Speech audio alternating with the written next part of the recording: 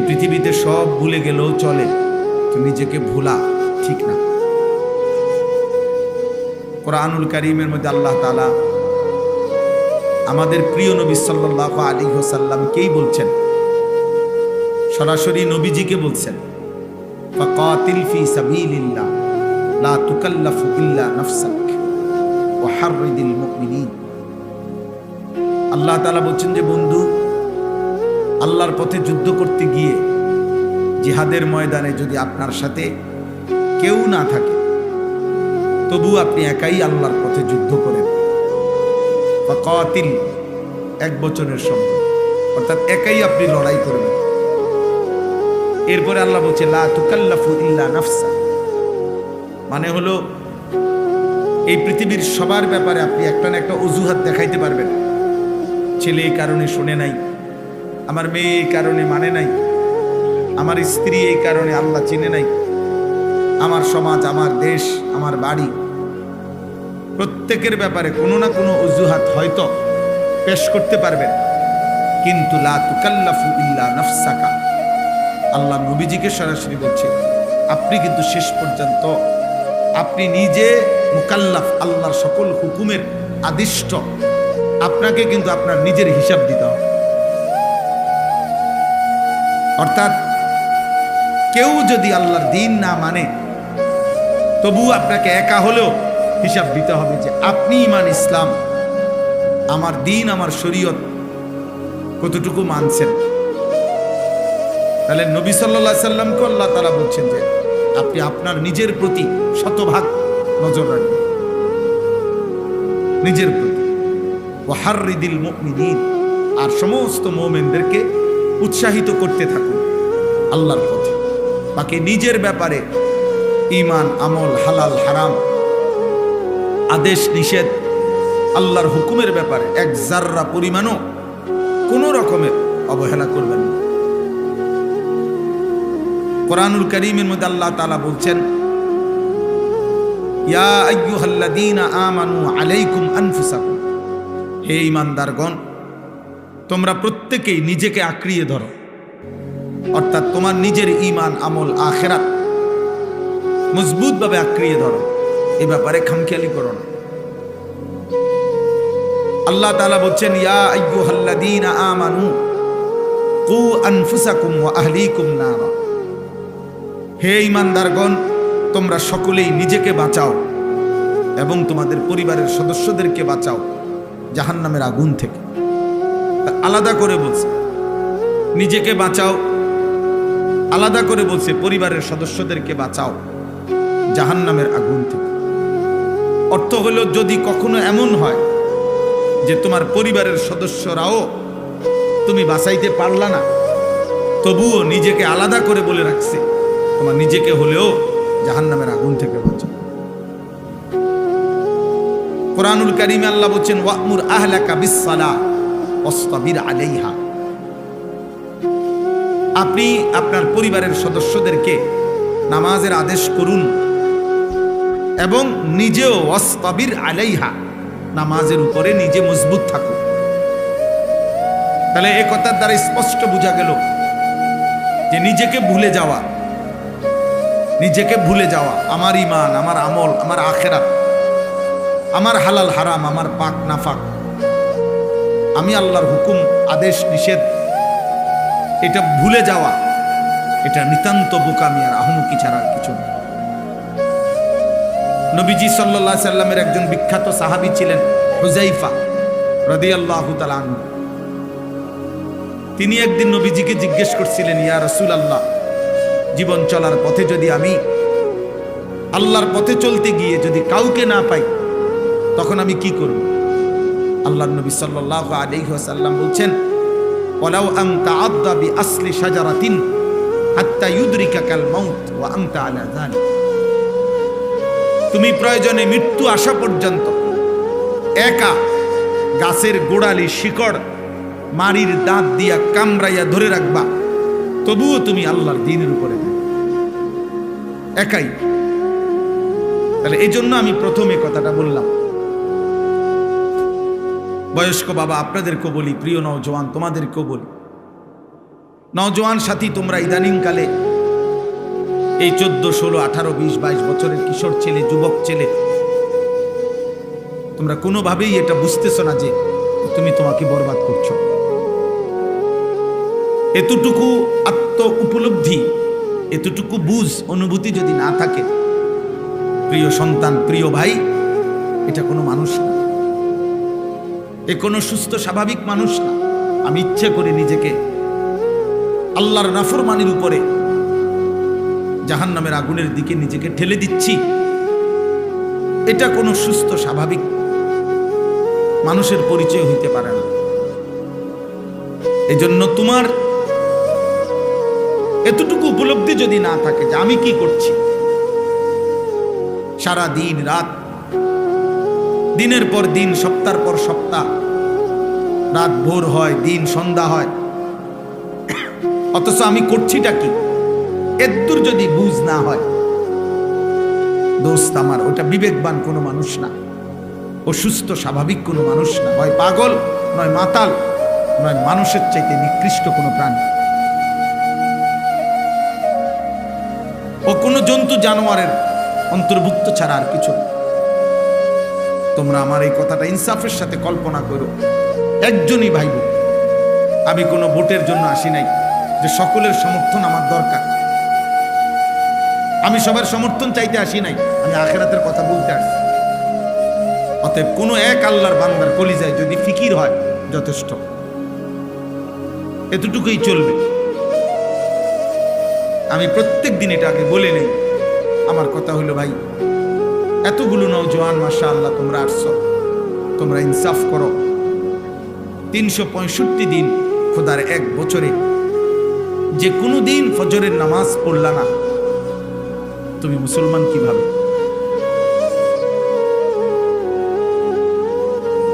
আমি কেমনে বুঝতাম যে তোমার কোনো আল্লাহ আছে? আমি কিভাবে বুঝবো তোমার কোনো নবী আছে? এটা কেমনে প্রমাণিত হবে তোমার কোনো ধর্ম আছে?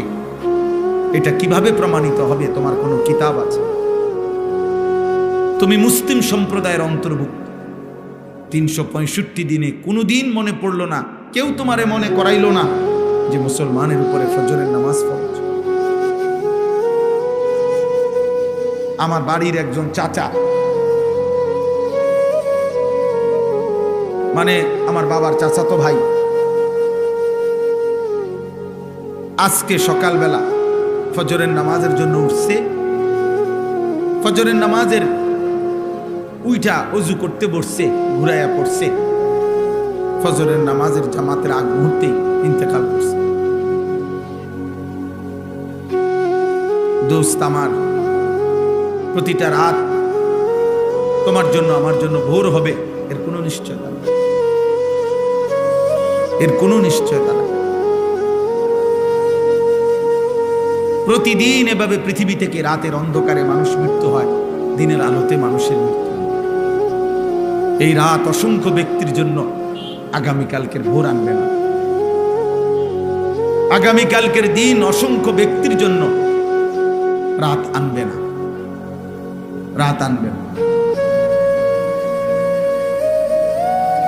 আমার ছোট ভাই আমার গ্রামের মসজিদের জুমার নামাজ পড়ায়, ও বলল যে ভাই, আমি শুক্রবার দিনও ওনার সাথে কথা বলছি, খোঁজ খবর নিছি, আজকে রবিবার সকাল। তাইলে আমি এটা বুঝাইতে চাইলাম, আরবিতে একটা বিখ্যাত কিতাব আছে, লাতাইফুল মাআরিফ, ইবনে রজব হাম্বলি রাহমাতুল্লাহর কিতাব। উনি সেখানে লিখছেন, প্রত্যেকটা রাত সন্ধ্যা পৃথিবীবাসীকে ডাক দিয়ে বলে, হে পৃথিবীবাসী, আমি একবারের জন্যই এসেছি, আমি আর কোনোদিন আসবো না, তুমি আমারে কদর করো, নষ্ট করো না। প্রতিটা ভোর জগৎবাসীকে ডাক দিয়ে বলে, হে জগৎবাসী, আমি একবারের জন্যই এসেছি, আমি আর আসবো না, আমারে কদর করো, নষ্ট করো। 16ই নভেম্বর 2025 রোজ রবিবার, খোদার কসম বন্ধু, পৃথিবীতে এই শিরোনাম আর কোনো দিন হবে না, ইসরাফিলের ফু পর্যন্ত আর এই শিরোনাম হবে না। আগামী রবিবার হবে, কিন্তু সেটা 16ই নভেম্বর না। আগামী বছর 16ই নভেম্বর হবে, কিন্তু সেটা 2025 না, 2026। তার মানে হুবহু এই শিরোনাম আর হবে না, এই রাত আর হবে না, আজকের মাগরিবের ওয়াক্ত আর কোনোদিন হবে না, আগামীকালকের মাগরিবটা আগামীকালকের মাগরিবের ওয়াক্ত, আজকের এশার ওয়াক্ত আর কোনোদিন হবে না, আজকের জোহরের ওয়াক্ত আর কোনোদিন হবে না। সারা দিনে এক ওয়াক্ত নামাজ যারা পড়লা না সারা দিন, তুমি মুসলমানের ঘরে জন্ম নিছো? তোমার মতো নিকৃষ্ট নাফরমান মুসলমান এত বড় অসভ্য হয় যে 24 ঘন্টায় একবারও তার রবের সামনে যার কপাল সেজদা দেয় না, তার চাইতে নিকৃষ্ট গাদ্দার আসমানের নিচে জমিনের উপরে আর কেউ নাই। বেনামাজি তোর চাইতে নিকৃষ্ট গাদ্দার, অসভ্য, বেয়াদব আসমানের নিচে জমিনের উপর আর কেউ নাই। বেটা,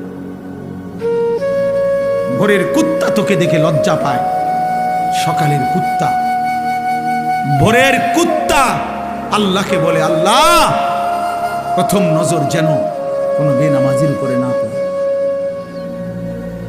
কুত্তা তোরে দেখে লজ্জা পায়, কুত্তা।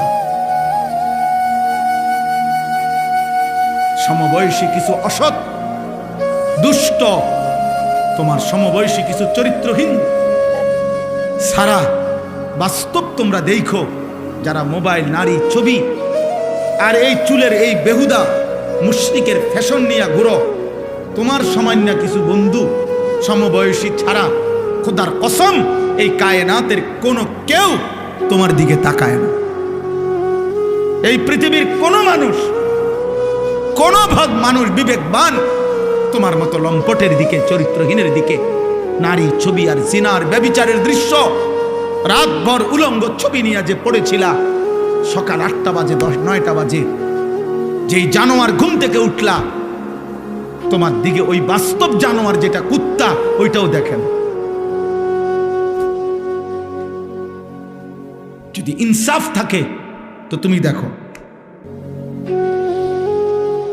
তুমি চলো আমার লগে, আমার সাথে তুমি চলো কালকের মাহফিলে, দেখো তোমার সাথে আগায় আসে কয়জন, নামাজের দিকে আগায় আসে কয়জন। কেউ তোমার দিকে ফিরে থুতুও ফেলবে না, থুতু। তুমি মনে করছো তোমার সুন্দর লাগে, তোমার কাছে সুন্দর লাগে, আর পৃথিবীর কারো কাছে না। অথবা তোমার সামান্য, তোমার মতো আরেকজন অসৎ, তোমার মতো আরেক চরিত্রহীন যার কপালে সেজদা নাই, তোমার মতো আরেক গাদ্দার, যে গাদ্দার তোমার সাথে একই রকম, এছাড়া আর কেউ, এছাড়া আর কেউ না। এই জন্য প্রিয় যুবক, প্রিয় নওজোয়ান, তোমার কাছে আমি অনুরোধ করলাম, এমন আফসোসের জীবন পার করো না বাপ, যে তোমার মা তোমারে ডাকে না, বাপ তোমারে ডাকে না, এই দেশবাসী তোমারে কিছু বলে না, চোখের সামনে তুমি নষ্ট হয়ে যাইতেছ, চোখের সামনে তোমার চরিত্র শেষ হয়ে যাচ্ছে, এক ওয়াক্ত নামাজ পড়ছো না, অথচ মাও কাঁদে না, বাবাও কাঁদে না, পাড়া পড়শি, দেশবাসী, স্বজন, আত্মীয় কেউ তোমার জন্য কাঁদে না। কিরে এই ছেলেটার পরিণতি কি হবে? ও যে আল্লাহ চেনে না, নামাজ চেনে না, তার শরীরের মধ্যে কোনো পাক পবিত্রতা নাই, পেশাব করে পানি নেয় না, ঢিলা নেয় না, টয়লেট পেপার ব্যবহার করে না, কি দেখে, কি খায়, কি ঘুমায়, চেহারা কি, শরীর কি, চুল এটা কার মতো, প্যান্ট এটা কার মতো, গেঞ্জি এটা কার মতো। আহারে আব্বা, আমার বড় ভাই আমারে একবারে একদিনে 3 বার চুল কাটাইছে, শুধু এক সুতা চুল, সামনে পিছনে 19-20 হয়েছে মনো। বড় ভাই 3 বার সেলুনে পাঠাইয়া বলছে আবার চুল কাট। আমি 3 বার চুল কাটছি, ভাই আমারে বলছে এরপরে এখন যাই গোসল কর। আমার পুরা জীবনে, আমার এই 44 বছরের জীবনে আমি একবার কেবল একটা 4টা ফুলওয়ালা রঙিন সাদা টুপির মধ্যে 4টা ফুল পালা একটা টুপি পরছিলাম। আমার আব্বা প্রথম নজর দেখেই আমার মারে বলছে তারে কই ওই টুপি খুলে ফেলতে। আমি জীবনে কোনোদিন সাদা টুপি ছাড়া অন্য কোনো টুপি পরি নাই। আমার সন্তানও যেন সাদা টুপি ছাড়া অন্য কোনো টুপি না পরে। আমি এশার নামাজের আগে আগে খুলে ফেলছি, আর কোনোদিন পরি না।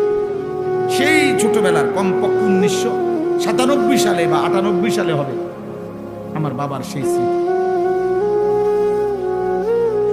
আমি জীবনে একবার একটা পাঞ্জাবি এমব্রয়ডারি করা এদিক দিয়া বাজারে কিনা একটা পাঞ্জাবি কিনছিলাম।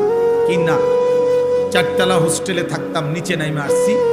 আসরের পরে আমার বড় ভাই দেখছে, ডাক দিয়া আমার পাঞ্জাবিটা টান দিয়া ধইরা টাইনা সিরা গায়ের থেকে টুকরা টুকরা করে ফেলছে। চিঠি লাগাইলা কেন? দোস্ত আমার, আমি তোমারে আমার বুজুর্গি বুঝানোর জন্য বলি নাই যে এখন আমি আগে আমার বুজুর্গিটা জানেন কত বড় বুজুর্গ। আব্দুল কাদের জিলানীর পরে শেষ এই আমি, এটা না। আমি বুঝাইতে চাচ্ছি যে আমার জীবনের সবচেয়ে বড় সৌভাগ্য কোনো মানুষের যে তার উপর একজন অভিভাবক আছে। কেউ তারে নজর রাখে, কেউ তারে খেয়াল করে, কেউ তাকে টেনে ধরে, কেউ তাকে ফেরায় মন্দ রাস্তা থেকে, গুনার রাস্তা থেকে, ভুল পথ থেকে। কাউকে যদি কেউ ফিরায় এমন একজন অভিভাবক যদি কারো কপালে জোটে, খোদার কসম এই কায়নাতের সর্বশ্রেষ্ঠ নিয়ামত। খানা তুমি 1000 বার খাইতে পারবা বিরিয়ানি, কিন্তু 1000 বারও যদি তুমি সর্বোৎকৃষ্ট খানা খাও, এরপরও 1000 বারই তুমি বাথরুমে গিয়া এগুলা তুইয়া করবা, এটা থাকবে না। এই পৃথিবী ভোগ করলে এটা হারিয়ে যায়, মিলিয়ে যায়, কিন্তু আখলাক শেষ হয় না, চরিত্র শেষ হয় না, চরিত্র শেষ। আমি প্রায় বলি ফিতাওয়ালা ক্যাসেট ছিল এক সময়, সেগুলো এখন নাই। সিডি ক্যাসেট ছিল এক সময়, চ্যাপ্টা চ্যাপ্টা, পাতলা পাতলা, এগুলো এখন নাই। এগুলো এখন নাই দোস্ত। এরকম বহু প্রযুক্তি আগে ছিল, সেগুলো এখন নাই। ওইগুলো তো হারিয়ে গেছে, কিন্তু ওইগুলোর মাধ্যমে ওই ফিতাওয়ালা ক্যাসেটে যত গান ছিল, যত নারীর গান ছিল, ভিডিও ক্যাসেটের মধ্যে যত নর্তকীর নাচ ছিল, ওই নাফরমান পুরুষ আর নারী যদি তওবা করে না থাকে, তাহলে গুনাহ কিন্তু কোনো দিন মুছবে না। হাসরের ময়দানে বাম কাদের ফেরেশতা আমল নামার মধ্যে গুলো লেখা দেখাবে। হতে পারে তোমার 25,000 টাকা দামের মোবাইল হারায় যাবে, হতে পারে ফেসবুক থাকবে না, হতে পারে ইউটিউব থাকবে না, কিন্তু রাত জেগে জেগে যে গুনাহ করছো, নারী দেখছো, ছবি দেখছো, উলঙ্গ নাচ দেখছো, খোদার কসম দোস্ত বাম কাঁধে ফেরেশতা এগুলো লিখছে, আর এগুলো তো মুছবে না। তওবা না করলে, আল্লাহ মাফ না করলে এগুলো তো মুছবে না। হাসরের ময়দানে ওয়ালাদাইনা কিতাবুন ইয়ানতিকু বিল হক ওয়া হুম লা ইউজলামুন, আল্লাহ বলে হাসরের ময়দানে আমার সামনে তোমার আমল নামার খাতা, আমল নামার বই, ইয়ানতিকু, তোমার আমল নামার বই অটোমেটিক কথা বলবে, তোমার পৃষ্ঠা আমি আল্লাহর সামনে কথা বলবে, কোনো জুলুম করা হবে না। তোমার নেকির হিসাবেই তোমার হিসাব, তোমার গুনার হিসাবেই তোমার হিসাব হবে। এজন্য প্রিয় যুবক, তোমারে কেউ ডাকে না, তোমারে কেউ ফিরায় না।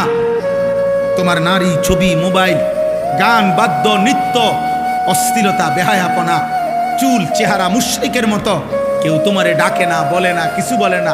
খোদার কসম এটারে তুমি সফলতা মনে করো না, এটা তোমার জীবনের সবচেয়ে বড় লাঞ্ছনা, এটা তোমার জীবনের বড় ব্যর্থতা। তোমার কোনো অভিভাবক নেই, তোমার জীবনের বড় আফসোস। তুমি মুসলমানের ঘরে জন্ম নিয়া তোমার সেজদার কথা কেউ বলে না। এর চাইতে নিকৃষ্ট জীবন আর কি হইতে পারে? এর চাইতে নিকৃষ্ট, এর চাইতে বদনসিব আর কি হইতে পারে? তুমি ভাবো ভাই, আমি ভাবো, বাবারা সবাই ভাবেন, আল্লাহ তাআলা এই হাত, এই কান, এই নাক, এই কান, এই চোখ, এই জিহ্বা, এই ঠোঁট, এই পা, শরীরের সব অঙ্গ দিয়ে দুনিয়াবি উপার্জন মানুষ করে, কোনো না কোনো কামাই রোজগারি করে মানুষ, দুনিয়াবি উপার্জনের কাজে লাগে। কিন্তু খেয়াল করলে দেখবেন মানুষের এই কপাল, এইটা পৃথিবীর উপার্জনের কোনো কাজে লাগে না। এই কপাল দিয়ে কেউ কিছু ধরে না, কেউ ঠেলা দেয় না, কেউ টাইনা আনে না, কপালের মধ্যে কিচ্ছু কাজে লাগে না। ব্রেন খাটায়, হাত দিয়া ধরে, চোখ দিয়া দেখে, কান দিয়া শুনে, জিহ্বা দিয়া স্বাদ নেয়, নাক দিয়া গন্ধ শুকে, পাও দিয়া হেঁটে যায়, অন্তর দিয়া ভাবতে থাকে, কিন্তু কপাল দিয়া তেমন দুনিয়াবি উপার্জনের কোনো কাজ করে না। তাহলে কপাল এটা আল্লাহ কেন দিলেন? কপাল এটা দিয়া বাহ্যিক পৃথিবীর কোনো কাজ হয় না, অথচ আল্লাহ এই কপাল কেন দিলেন?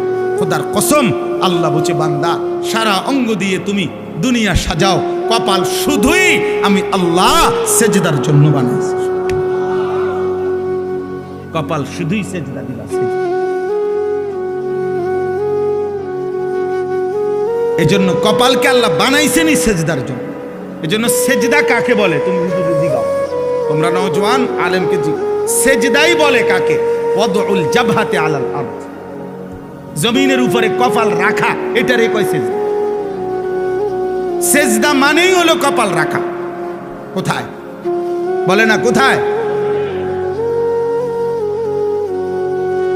এই জন্য দোস্ত এটা মনে রাখবা, ইবলিস শয়তান আল্লাহ হুকুমে সেজদা দেয় নাই, একটা সেজদা, একবার শুধু কপাল নামায় নাই। আল্লাহ বলছে ফখরুজ ফাইন্নাকা রাজিম, কোরআন শরীফের আয়াত।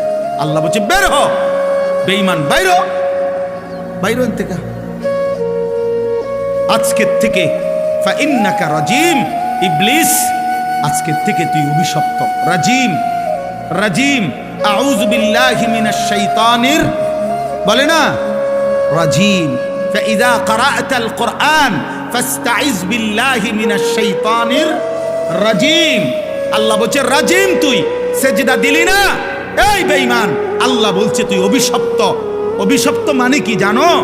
রাজিম মানে হলো এমন সত্তাকে বলে, এমন অস্তিত্বকে রাজিম বলে, এমন ব্যক্তিকে রাজিম বলে যে মূলত পাথর মারার উপযুক্ত, যাকে পাথর মারা উচিত, যাকে প্রতিনিয়ত পাথর মারা উচিত, এমন অভিশপ্ত ব্যক্তিকে বলে রাজিম। এজন্য ইসলামী শরীয়তের একটি বিধান, শরীয়তের একটা শাস্তি হলো, কোনো পুরুষ বিবাহিত হয়ে যদি স্ত্রী ব্যতীত অন্য নারীর সাথে জিনা করে, কোনো বিবাহিত নারী যদি আপন স্বামী ব্যতীত অন্য পুরুষের সাথে জিনা করে, তাহলে শরীয়তে শাস্তি হলো তাকে রজম। রজম মানে পাথর মেরে হত্যা করা, তারে পাথর মাইরা হত্যা করো। আল্লাহ বলছে এই রজম যেই শব্দ তাফসিরে আছে, রাজিম ওই একই শব্দ, অর্থাৎ শয়তান এতটা অভিশপ্ত যে সে মূলত প্রতি সেকেন্ড পাথর মারার উপযুক্ত, তাকে পাথর মারা উচিত, পাথর মারা। এই জন্য প্রত্যেক বছর হাজি সাহেবরা প্রতি বছর হজ্জের মধ্যে 3 দিন টানা 30 লক্ষ হাজি আল্লাহর হুকুমে 3 দিন টানা শয়তানকে অনবরত পাথর মারে, পাথর মারে। এজন্য আল্লাহ সেদিন বলছে সেজদা দিলি না, ফখরুজ ফাইন্নাকা রাজিম, সেজদা না দেওয়ার কারণে আজকের থেকে তুমি রাজিম, তোকে মূলত পাথর মারা উচিত। এবার তুমি বলো, তোমার পরিচয় তুমি বলো। ও যদি হয় রাজিম সেজদা না দেওয়াতে, তো তুমি সেজদা না দেওয়াতে কি? তুমি বলো আব্বা, বলো।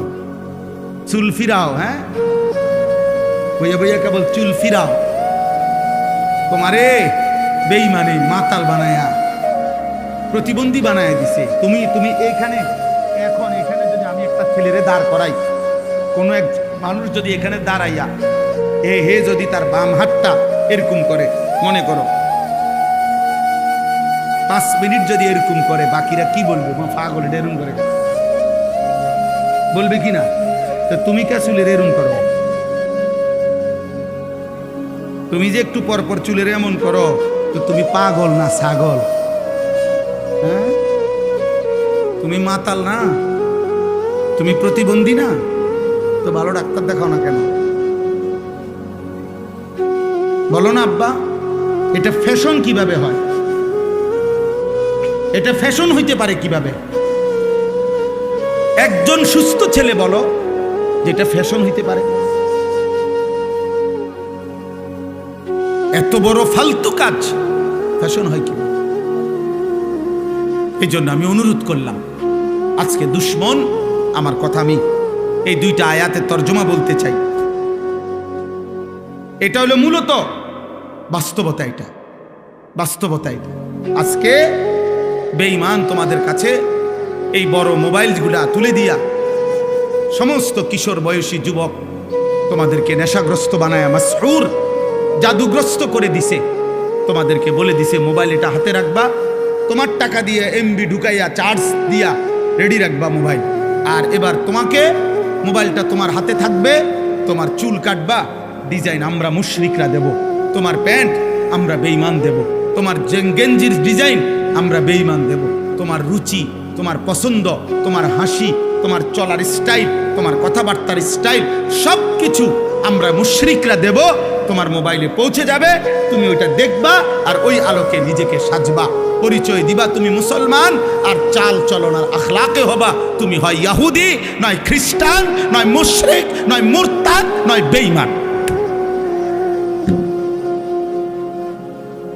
হায় হায় কাপুরুষ! মুসলমান এত কাপুরুষ হয় না রে বাপ।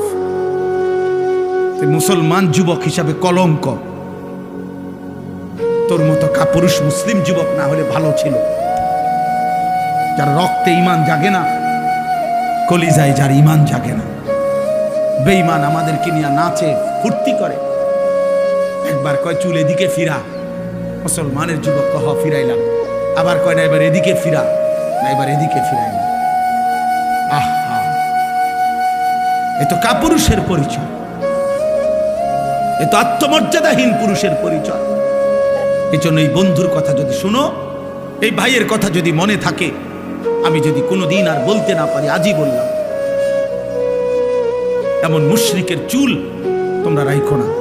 এই চুল তোমাদের প্রমাণ করে তোমার কোনো বাপ নাই।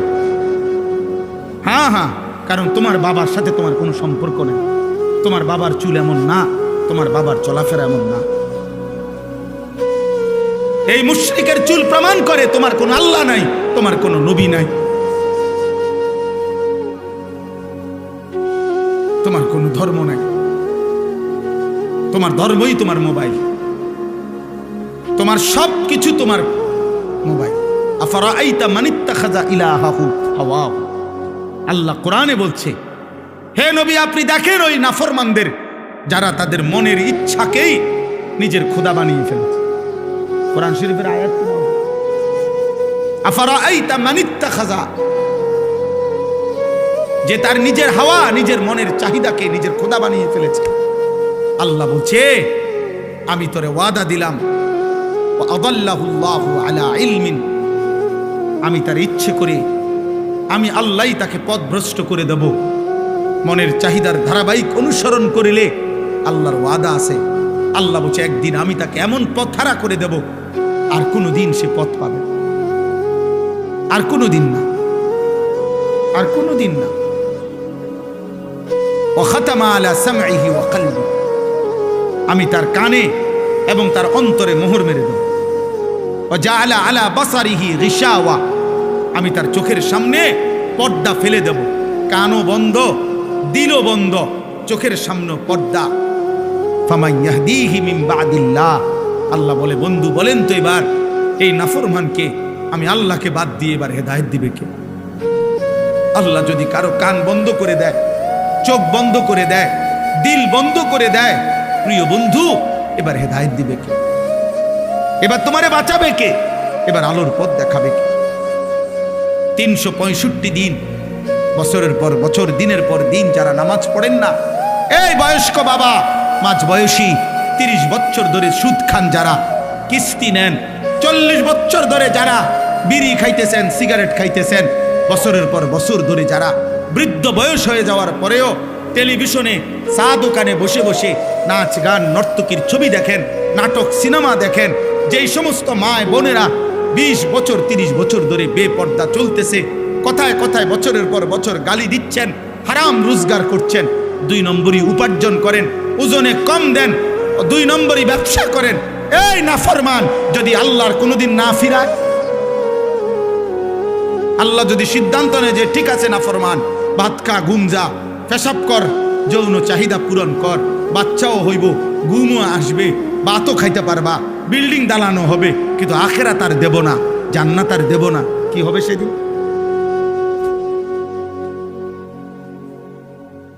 ওয়ালা তাকুনু কাল্লাযীনা নাসুল্লাহ ফাআনসাহুম আনফুসাহুম। এই যে কোরআনের আয়াত, আল্লাহ বলে মুমিন আমি আল্লাহকে এই পরিমাণ ভুলে যেও না। চাল দিয়ে নাম নে, আপনি কুকুরটা সরান, আগে গুনাহ বর্জন করো। ইত্তাকিল মাহারিম তাকুন আবাদান নাস। নবী সাল্লাল্লাহু আলাইহি সাল্লাম বলেছে গুনাহ ছাড়ো, তুমি হবে সর্বশ্রেষ্ঠ ইবাদতওয়ালা বান্দা। নবীজি বলছে ফাত্তাকুদ দুনিয়া ওয়াত্তাকুন নিসা। দুনিয়ার ধোঁকা থেকে বাঁচো, নারীর ধোঁকা থেকে বাঁচো, নারীর ধোঁকা থেকে বাঁচো। আল্লাহ নবী সাল্লাল্লাহু আলাইহি সাল্লাম বলছেন, আল্লাহ কোরআনে বলছেন ওয়াদারু যাহিরাল ইসমি ওয়া বাতিনা। হে আমার বান্দা, প্রকাশ্য গোপন সব গুনাহ থেকে বাঁচো, ছেড়ে দাও। ওয়ালা তাকরাবুল ফাওয়াহিশা মা যাহারা মিনহা ওয়া মা বাতান। আল্লাহ বলছে বান্দা প্রকাশ্য গোপন কোনো অশ্লীলতা বেহায়াপনার কাছেও যেও না। আল্লাহ বলছে ওয়ালা তাকরাবুজ জিনা, আমার বান্দা জিনা ব্যভিচারের কাছেও যেও না। ইন্নাহু কানা ফাহিশা, এটা খুব বেশি খারাপ কাজ।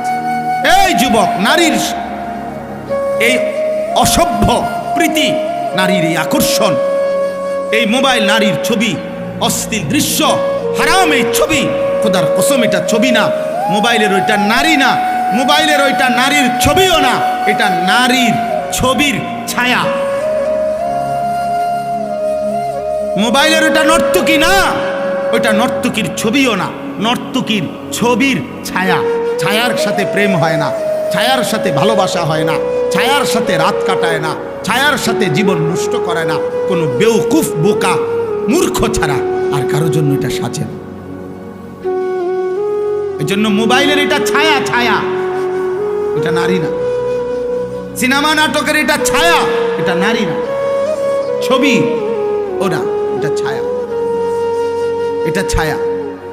তো আল্লাহ তাআলা এই আয়াতের মধ্যে সূরা লোকমানের এই দুইটা আয়াত, এবার আমি সংক্ষেপে এটা বললেই আমার কথা শেষ হয়ে যাবে। এই দুইটা আয়াতের মধ্যে আল্লাহ তাআলা মক্কার কুরাইশ কাফের, একজন কাফের নজর ইবনে হারিস, এই কাফের নবীজি সাল্লাল্লাহু আলাইহি সাল্লামের কোরআন, নবীজি যখন কাউকে কালেমার দাওয়াত দিতেন তখন নবীজি তার সামনে কোরআন পড়তেন। তো আল্লাহর কোরআন পড়লেই ধীরে ধীরে ওই মানুষটার দিল নরম হয়ে যেত, নবীজির দলভুক্ত হয়ে যেত।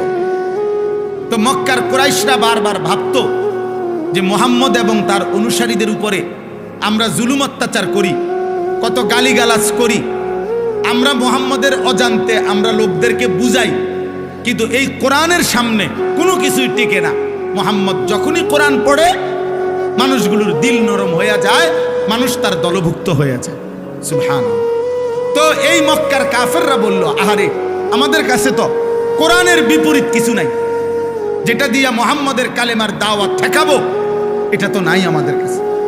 তখন এই মক্কার কুরাইশ নজর ইবনে হারিস, এই কাফের সর্দার, ইরান থেকে, মানে এখন বলে ইরান, আগে বলতো পারস্য, এই ইরান থেকে সে ব্যবসার উদ্দেশ্যে গিয়া ইরান দেশ থেকে একজন নারী যে ছিল দাসী, সাথে সাথে গায়িকা, নর্তকী, যে নাচতে পারত বাদ্যের তালে তালে এবং পুরান দিনের কিচ্ছা কাহিনী সুর দিয়া দিয়া টাইনা টাইনা সে গাইতো, শুনাইতো। আর সে দেখছে ওইখানে লোকজন গোল হইয়া এরকম গায়িকার গান, বাদ্য, নৃত্য, গানের আসর শুনে খুব মনোযোগ দিয়া। তো এই নজর ইবনে হারিস অনেক টাকা দিয়া একটা দাসী কিনে আনছে মক্কায়, আইনা মক্কার কুরাইশদেরকে বলছে মুহাম্মদের কোরআনের ব্যতিক্রম বিকল্প আমি একটা জিনিস রেডি করছি। নাউজুবিল্লাহ। বলছে কি? তো এই কথা বলার পরে সে এই কুরাইশদেরকে একসাথ করে বলছে, এই দেখো। তখন সে তার ওই দাসী যে গায়িকা ছিল, নাচতে পারত, গান গাইতে পারত, বাদ্যের তালে তালে নাচতো, গাইতো, পুরান দিনের কিচ্ছা কাহিনী সুরে সুরে টাইনা টাইনা বলতো, এই না দাসীকে সে এদের সামনে পেশ করছে। এবার সে বাদ্যের তালে তালে নাচে, গায়, আর ওই পুরান দিনের কিচ্ছা কাহিনী সুরে সুরে টেনে টেনে বলে। আর আস্তে আস্তে কিছু দুষ্ট চরিত্রের যুবক, কিছু দুষ্ট চরিত্রের অসৎ মানুষ ধীরে ধীরে ওই গান বাদ্যের আড্ডার মধ্যে জমতে শুরু করছে। আর তখন এই ব্যক্তি, এই নজর ইবনে হারেস, এই মুশরিক কাফের বসা বসা নবীজিকে ঠাট্টা করত আর বলতো, মোহাম্মদ তোমার কোরআন এবার বুঝবা, দেখি তোমার কোরআন শুনে কয়জন আর আমার গায়িকার গান শুনে কয়জন।